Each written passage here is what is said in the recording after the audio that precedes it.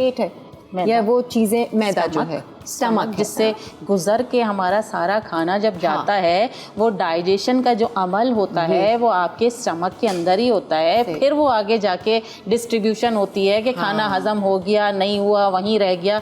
तो उसके लिए अक्सर मैंने देखा है कि खाने के साथ अक्सर हम कोला ड्रिंक्स लेते हैं कि वो हजम कर देगी।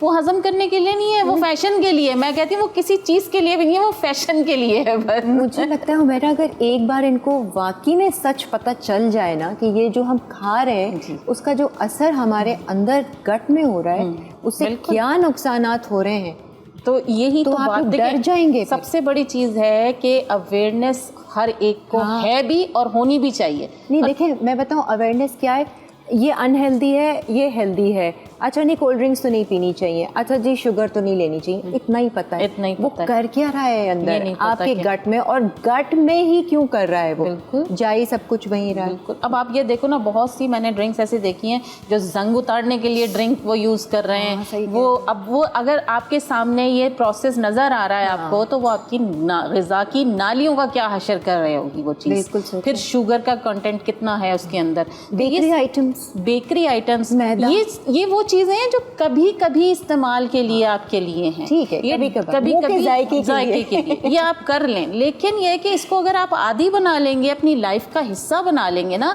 तो वो आपके लिए नुकसानदेह, इसीलिए तो बीमारियां ज़्यादा बढ़ी हैं। देखिए किसी ज़माने में ड्रिंक्स का इस्तेमाल हो गया या बेकरी आइटम्स हो गए, वो कभी कभी वन से ना मून चलता था कि ये कभी आ गया, कोई मेहमान आ गया तो, लेकिन ये अब तो हमने उसको लाइफ का हिस्सा बना दिया ना उस चीज़ों को।